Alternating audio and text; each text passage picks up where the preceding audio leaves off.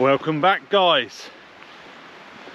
Out again, and this time we're up in the local hills, and we started off at a place called Lordstones Country Park.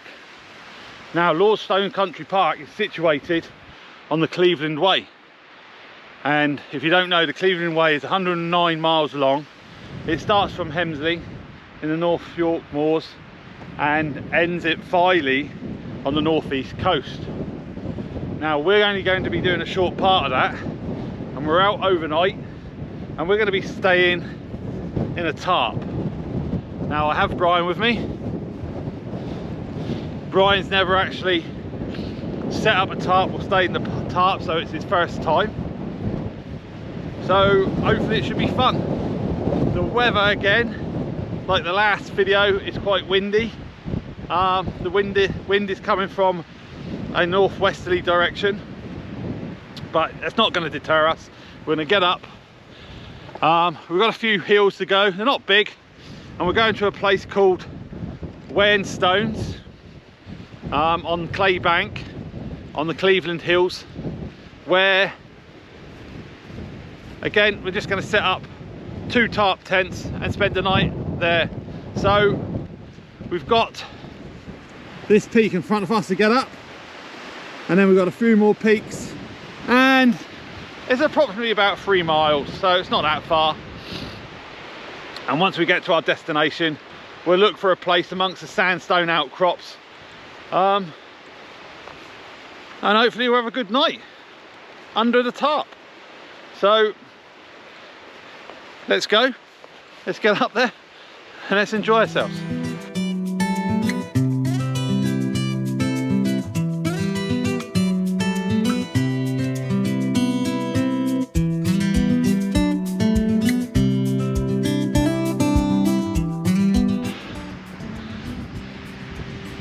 So, just to give you a quick panoramic. So this area here is called Busby Moor, and this first peak we're going up is Kringle Moor. And I don't know if you can see the people. Someone's in an orange jacket up there. We'll go up, and there's a viewpoint up there. And once we get up there, I'll show you another panoramic. But that wind, whew, it's not too bad, but it's also very cold. So we're going to warm ourselves up going up this hill, I expect. So yeah, that's where we're going, up there, and then we're going around that peak, so we'll probably go right up to the top of Kringle Moor. So let's get up there.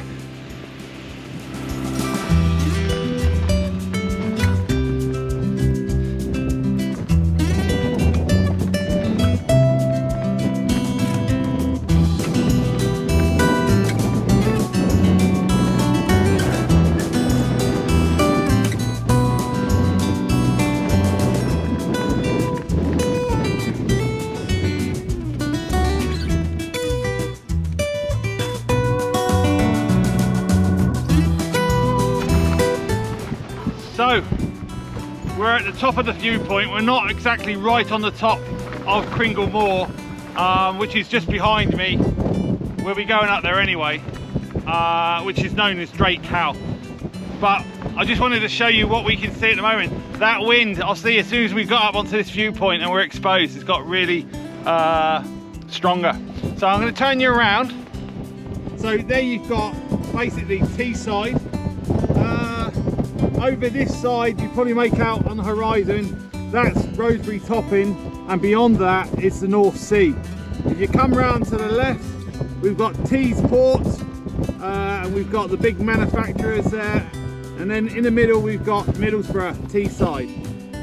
Come all the way round, still got Middlesbrough, Stockton on Tees, and then on a good day as we go out this way, you would be able to see Crossfell, North Pennines, etc., but it's a bit hazy, and the forecast was that we would be getting some rain sometime later on in the evening. But that, you know, a fantastic sight. And then there in front is just a quick monument dedicated to a guy called Alex Faulkner. He's a rambler, 1884 to 1968, so he had a good innings. So we'll be going, oh, let me turn around. We'll be going that way, we'll be going to the top, to the Drake Cairn, and then down and up that hill, and in the distance you can see the Swain Stones, which is basically on clay bank, and that's where we hopefully will be pitching in amongst the stones, or even on the top. But at the moment me and Brian sort of like looking at the weather and the wind, and it'll be probably a bit too windy, but when we get up to the top we'll make an assessment. Enjoying yourself so far, Brian? Yep, enjoying it, yep. Good, nice little walk up. Yeah, nice little walk up. Blows the cobwebs out and gets you warm, doesn't it? Yeah. So, yeah, again, just out for an overnighter. And it's nice to be able to get up here. So, tonight when it gets dark, hopefully we'll be able to see all the lights at Teesside. And all the surrounding villages like Stokesley. What other ones are there? Carlton, Swainby, East Little. And then, just so you know, over there, all along, there's Roseberry Topping again, like I said, all along there, it's the North York moors. So, all along there. So once you get into there, it's all moors, etc. So, again, we're still on the Cleveland way. So we're gonna get going, we're gonna get to the top. I'll bring you back when we get to the actual Drake or the Drake Cairn at the top here. So, see you in a minute, guys.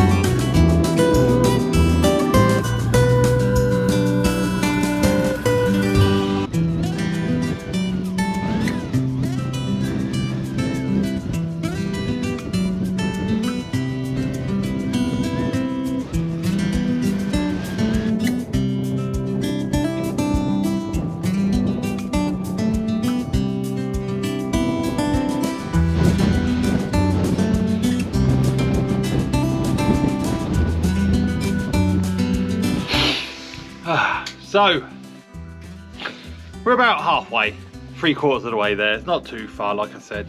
And we've just come off that Crinkly Moor, and now we're on Cold Moor.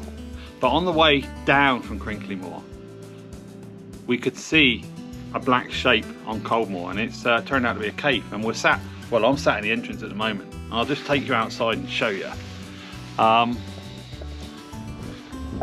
So there's Crinkly Moor, which we've just come down, and we've come down through them, along the path through the fields, and then we've come into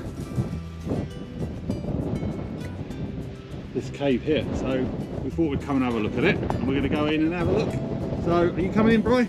Yeah. Just coming in here. Looks like a good place here. It's a bit stony. This place here looks like a good place to camp. It's quite a wide opening, so you may have to put a tarp. Obviously people have been here already. Shame on you. He's left all your bloody rubbish. Probably a bunch of smackheads. There is a little bit of rubbish, but not too much. So I don't know how far this goes back. Look, you know, look at this. Look. Lazy individual. So I'm going to turn my light on now. Hang on, I'll just get it on properly. Get it at its highest setting. And let's have a look. Hold my hand, Bri. I'm going in. You come in. So it's pretty stony here. Don't know how far it goes actually. So you could come back here, but again, it's really stony. The best part is at the entrance. Don't leave me on my own, come on. There'll be all sorts in here. And I'm not talking about the sweetie type. If you're ever going to come into a cave, guys, always make sure you have a light on you, because you never know when the floor's going to drop away. So it's a bit wet here. Two big boulders. There's obviously drops on the roof. More water. Just checking the roof, make sure it's stable. It's okay. Oh, so more water here. Wow, actually I think we're coming to the end of it now. Not too deep. We'll have to have a look at this and see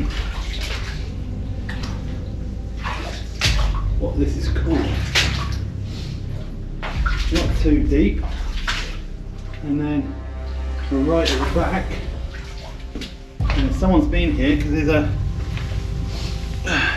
it's one of them glow sticks. And that's where it stops, I don't know. This is, yeah, that's rock. So it's not like it might have been a cave in. So yeah, it's not too bad, but this part you wouldn't be able to sleep in, I don't think. Well, definitely wouldn't be able to because of the water. Comes over my boots, but they're waterproof, so not a problem. All this white stuff on the walls. I can smell smoke because someone's having a cigarette. Yeah, now you can see there, look, you see the entrance. So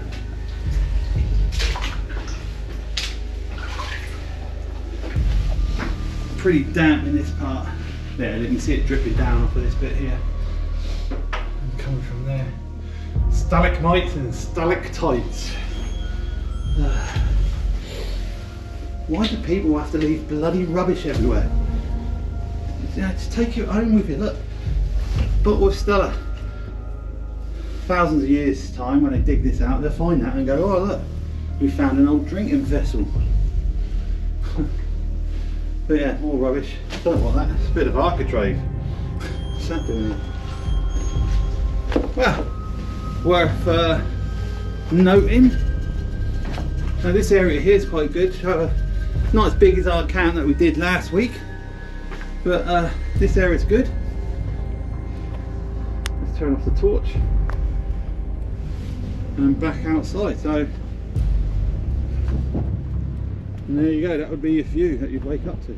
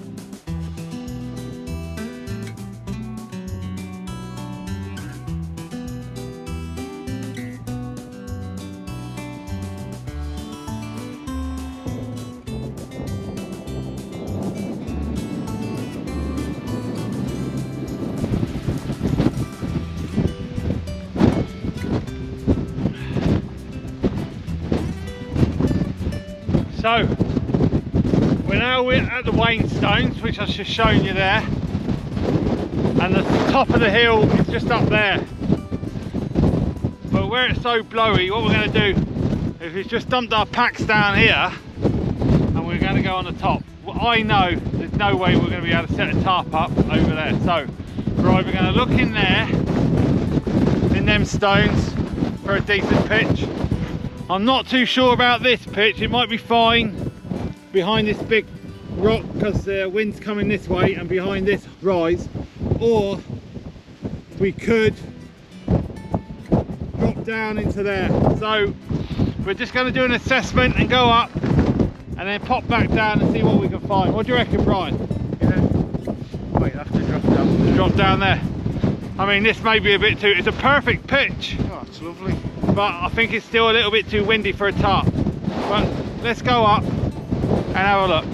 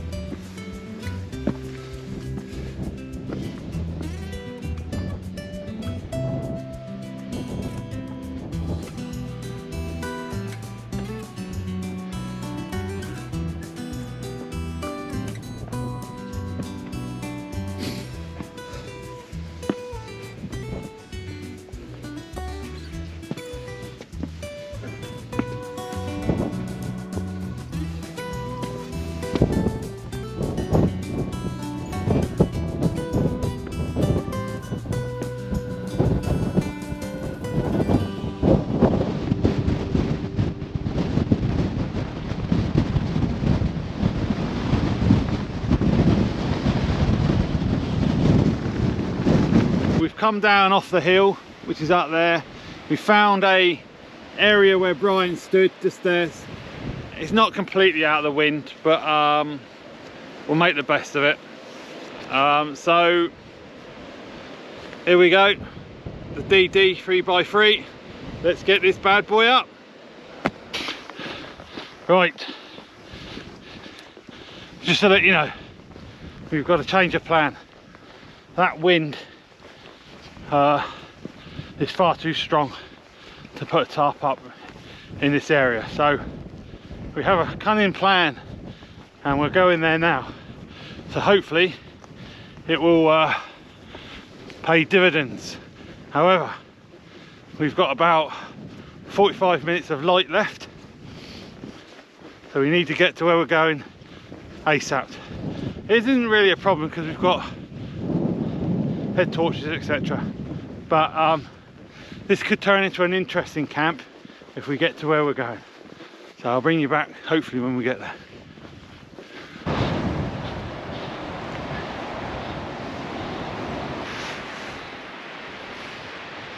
Okay, so the first plan that we'd done was that we were gonna, can't see the thing, that we were going to set up the tarps up on Wainstone Hill, or the Wainstones, but the wind, it was terrible.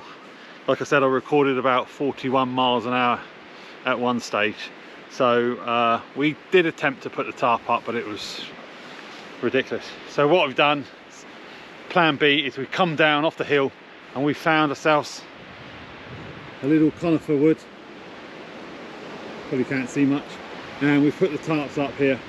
There's mine, just setting up now, DD tarp, and then there's Brian's, he's just getting himself sorted out as well. So what we're going to do, get ourselves sorted, get our sleeping kit out, and then get some food on and get a brew on because we're starving and we want to drink as well. So I'll bring you back when we do that, guys. See you in a minute. So that's us all fed, just making ourselves a brew now. We had gammon, pineapple and fried egg. I'll put a picture up now, and it was gorgeous. And I even cooked it for Brian, I don't know why, I must be a sucker. So all set up inside the tarp, The wind's still quite strong, but because we're now in a little plantation, it's going across the top of us, so it's not too bad. As you can see, the temperature's dropped, so just making a quick brew. Brian's he's getting himself a cup, and then he's gonna have one as well. So yeah, as you can see, like I said, we're all sorted.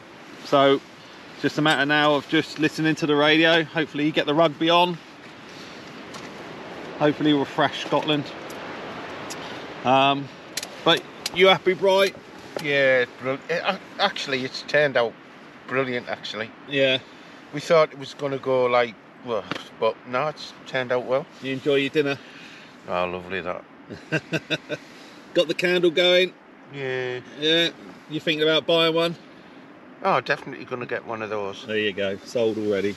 So guys, I'll bring you back just before I get into my sleeping bag, and as you can see, I'm laying down already. I just want to go to sleep because I'm nice and toasty. But yeah, so we're gonna have this brew, and then we'll see what we're seeing. We'll probably listen to the radio. See you in a minute. Right guys, here we are. So we've just come out of the wood, and this is the last bit of camera because after this it's bloody freezing, and I'm going to get in my sleeping bag. But I'm going to turn you around and just show you what we can see from here. Obviously the whole of Teesside laid out in front of us, Cleveland and Teesside. So let me just turn you around, and I'm also going to turn the light off so that we can get the most of it. So there you go, all the twinkling lights, Teesside over there, and then the rest of Cleveland.